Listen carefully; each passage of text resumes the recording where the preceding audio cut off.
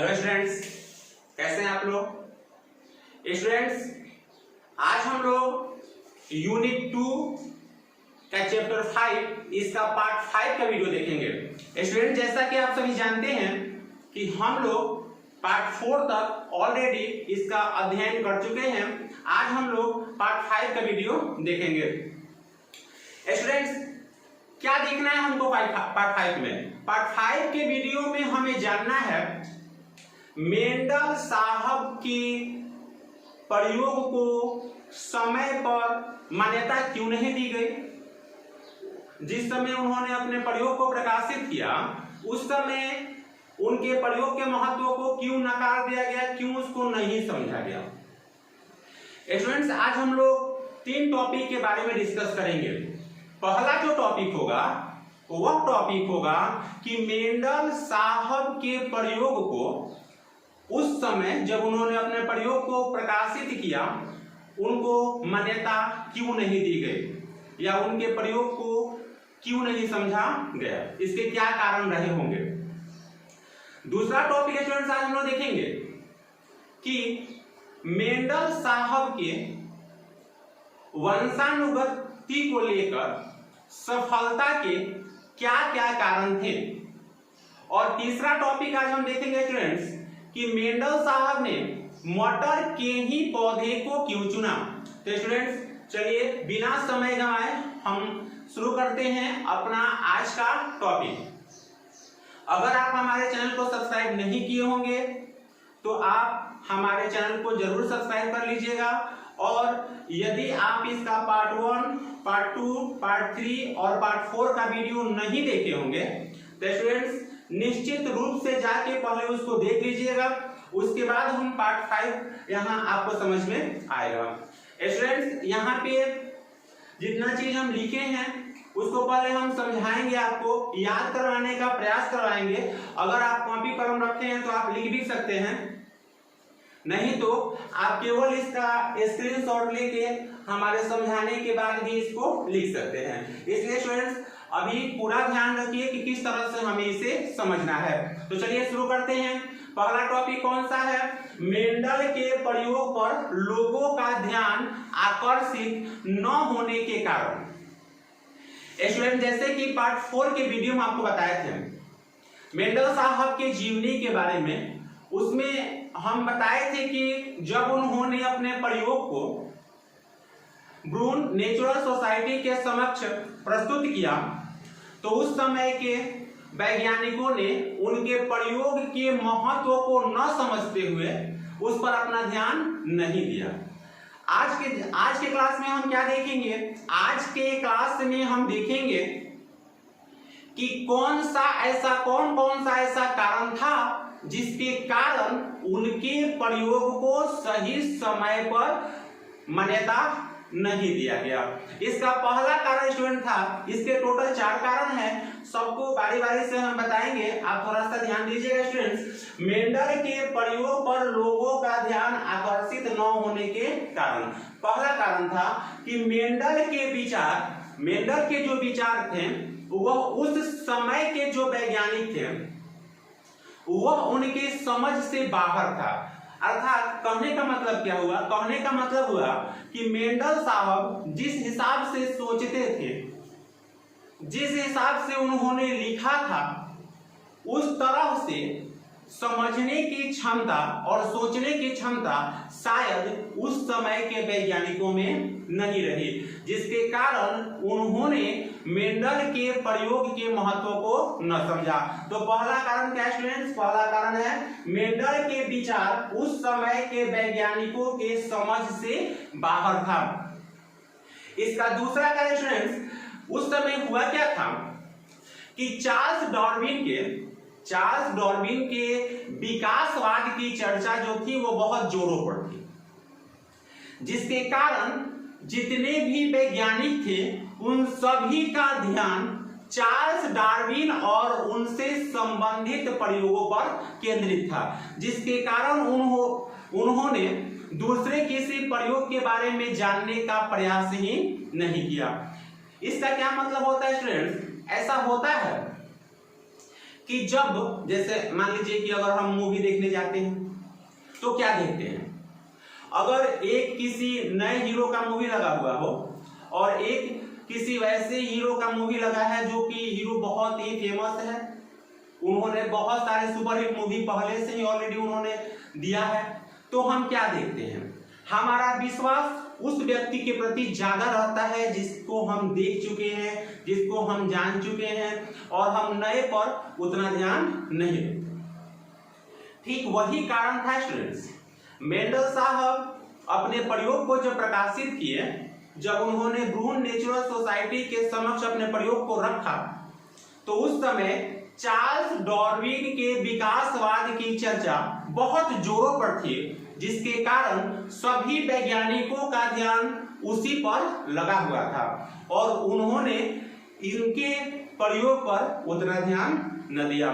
तीसरा जो कारण था स्टूडेंट्स, तीसरा कारण था कि इन्होंने जो प्रयोग किया था और इन्होंने अपने प्रयोग में अत्यधिक रूप से सांख्यिकी का, गणित का प्रयोग किया था। गणित के सांख्यिकी फैक्टर स्टैटिस्टिक्स के का प्रयोग उन्होंने बहुत ज्यादा किया था, जिसके कारण उस समय के वैज्ञानिक इस चीज से अपरिचित थे कि इस तरह के शोध में भी सांख्यिकी का प्रयोग या गणित का प्रयोग किया जा सकता है, जिसको लेके उन्होंने इनके प्रयोग के महत्व को नहीं समझा। और जो चौथा कारण था स्टूडेंट्स, वह था कि इन्होंने अपने प्रयोग को जिस पत्रिका में प्रकाशित किया, उस पत्रिका को बहुत कम वैज्ञानिक पढ़ते थे, जिसके कारण जितना इनके प्रयोग को जितने वैज्ञानिकों के पास जाना चाहिए था, उतने वैज्ञानिकों के पास यह नहीं पहुंचा और अत्यधिक वैज्ञानिक उस पत्रिका के प्रभावहीन होने के कारण उसको जान और समझ नहीं पाए, जिसके कारण मेंडल साहब के प्रयोग को सही समय पर नहीं समझा गया, उससे नकार दिया गया। स्टूडेंट्स चलिए एक बार फिर से रिपीट कर लेते हैं, आज का हमारा टॉपिक कौन सा है, मेंडल के प्रयोग पर लोगों का ध्यान आकर्षित नहीं होने का कारण। पहला कारण था स्टूडेंट्स कि मेंडल के विचार, थोड़ा ध्यान से सुनिएगा और लिखने का प्रयास कीजिएगा। मेंडल के विचार से उस समय के वैज्ञानिक अपरिचित थे या इनके विचारों को समझने की क्षमता उन लोगों में नहीं थी। और इनका जो दूसरा कारण था स्टूडेंट्स, देखिए यहाँ पे लिखे हैं, दूसरा कारण था कि जिस समय इन्होंने अपने प्रयोग को प्रकाशित किया, ठीक उसी समय चार्ल्स डार्विन के विकासवाद की चर्चा जोरों पर थी, जिसके कारण वैज्ञानिक इनके प्रयोग पर अपना ध्यान केंद्रित नहीं कर पाए, उनका सारा ध्यान चार्ल्स डार्विन के प्रयोग पर लगा रहा। उसके बाद स्टूडेंट्स इसका तीसरा जो कारण था कि इन्होंने अपने प्रयोग में अत्यधिक रूप से गणित का प्रयोग किया, जो उस समय के वैज्ञानिकों के लिए एक बिल्कुल नया था और वो इनके प्रयोग के महत्व को समझ नहीं पाए। और इसका जो चौथा कारण था स्टूडेंट्स कि इन्होंने अपने प्रयोग को जिस पत्रिका में प्रकाशित किया, उस पत्रिका को बहुत कम वैज्ञानिक देखते और पढ़ते थे, जिसके कारण इनका प्रयोग अत्यधिक वैज्ञानिकों के पास नहीं पहुंच पाया। तो चलिए हम लोग अभी देखिए मेंडल के प्रयोग पर लोगों का ध्यान आकर्षित नहीं होने का कारण। यह पहला टॉपिक हमारा आज का था। और दूसरा टॉपिक क्या है स्टूडेंट्स, आज का हमारा दूसरा टॉपिक है कि मेंडल की सफलता का कारण। मेंडल साहब क्यों सफल हुए, यानी वंशानुगत को लेकर इनके पहले भी बहुत सारे वैज्ञानिकों ने जानने का प्रयास किया, परंतु उन्हें सफलता नहीं मिली।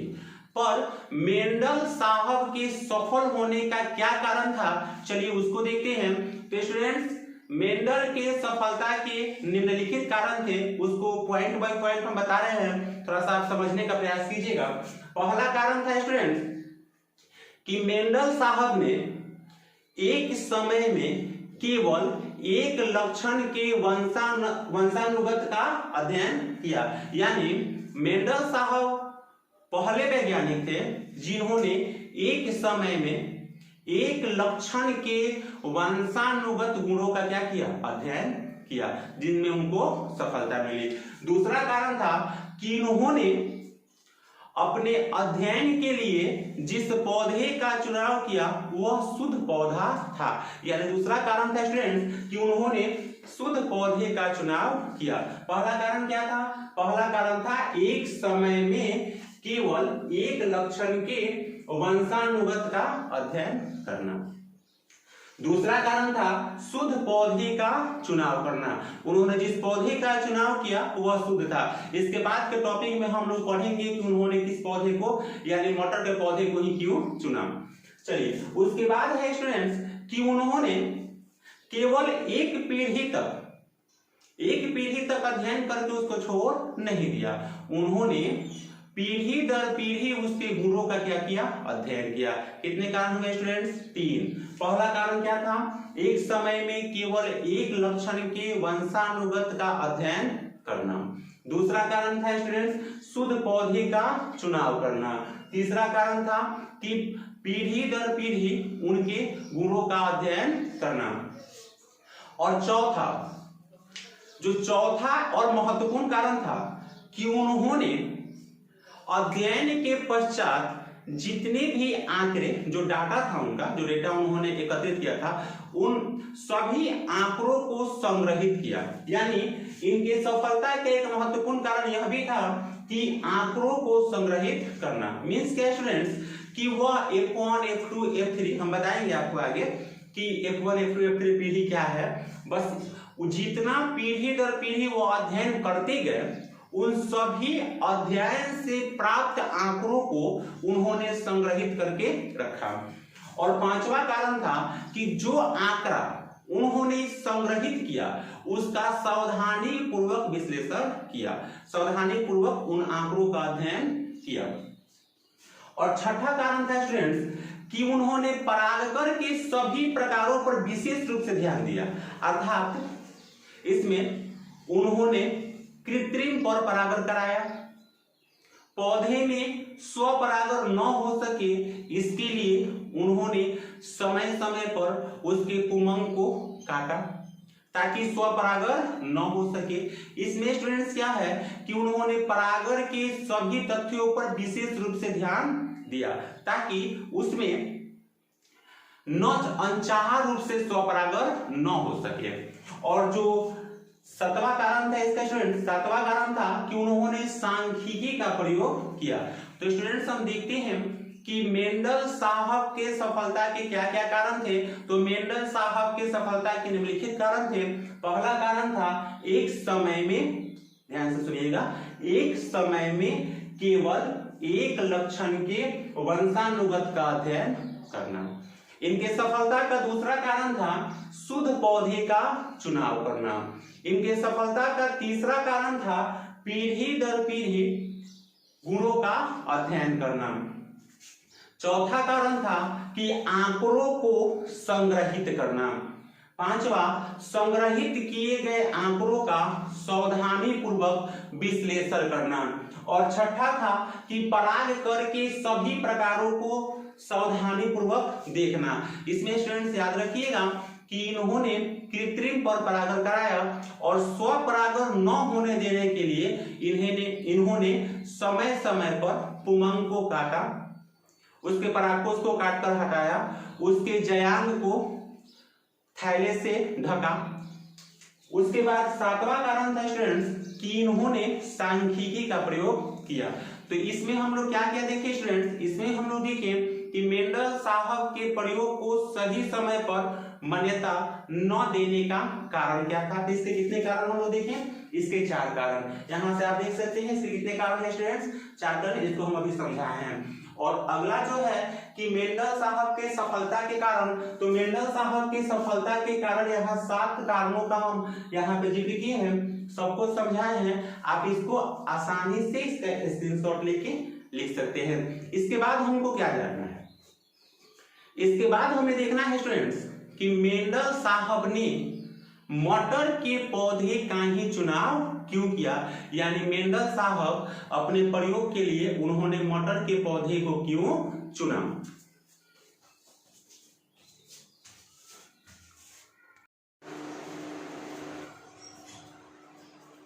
हाँ तो स्टूडेंट्स अभी हम लोगों ने देखा, अभी हम लोगों ने अध्ययन किया कि मेंडल साहब के प्रयोग को समय पर मान्यता क्यों नहीं दी गई। दूसरा हमने देखा कि मेंडल साहब के सफलता के क्या क्या कारण थे। अब हम लोग देखेंगे स्टूडेंट्स कि मेंडल साहब ने मटर के पौधे का ही चुनाव क्यों किया।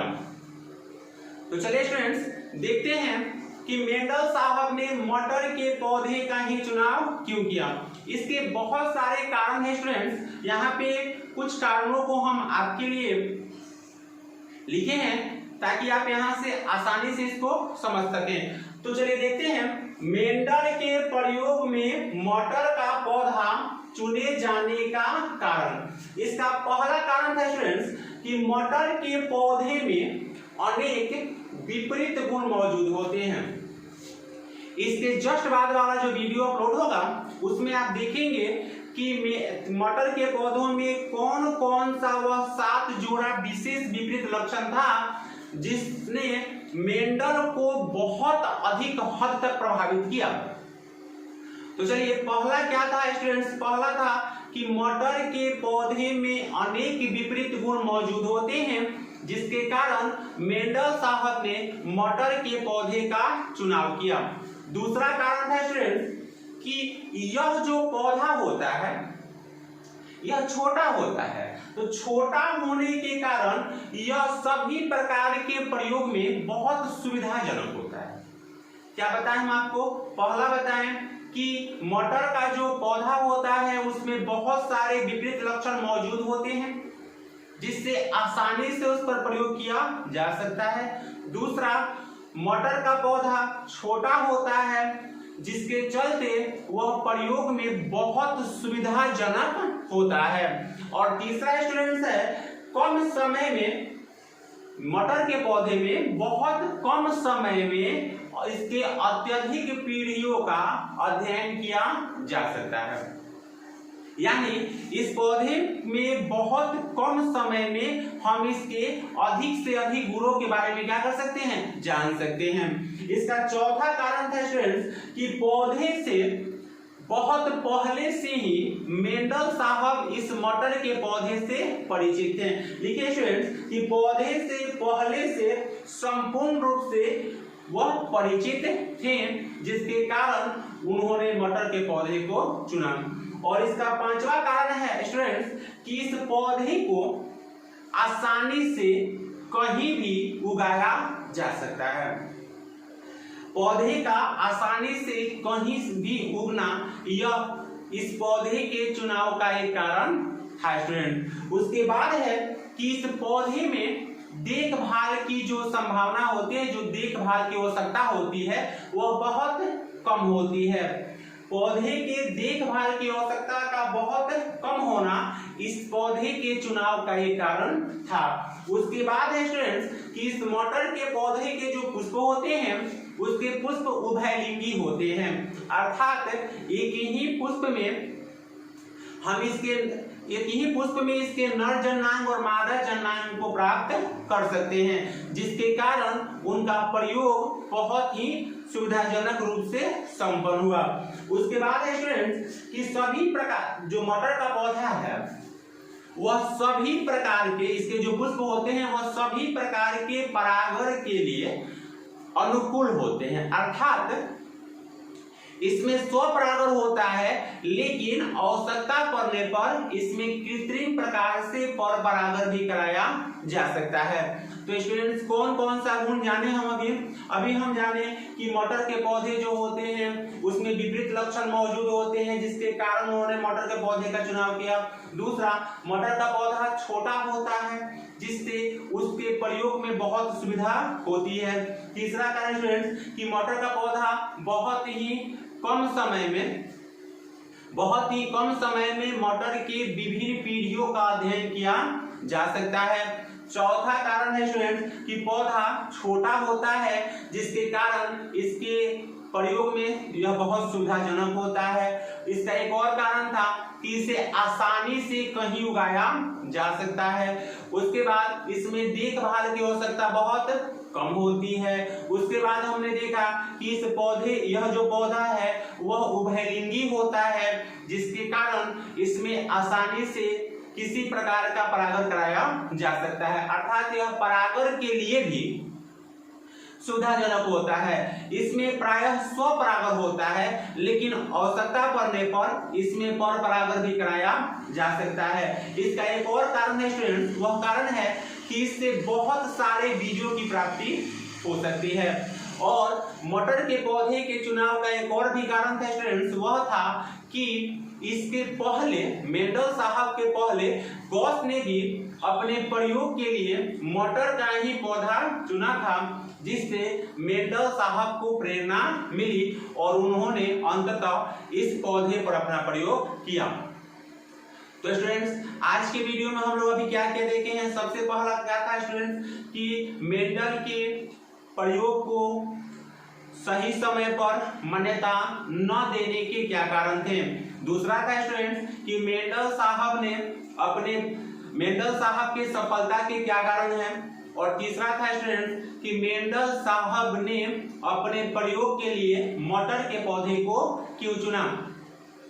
यहाँ से स्टूडेंट्स इसका स्क्रीनशॉट लेके, बहुत आसान सा टॉपिक है, इसका स्क्रीनशॉट लेके आराम से आप इसको लिख सकते हैं।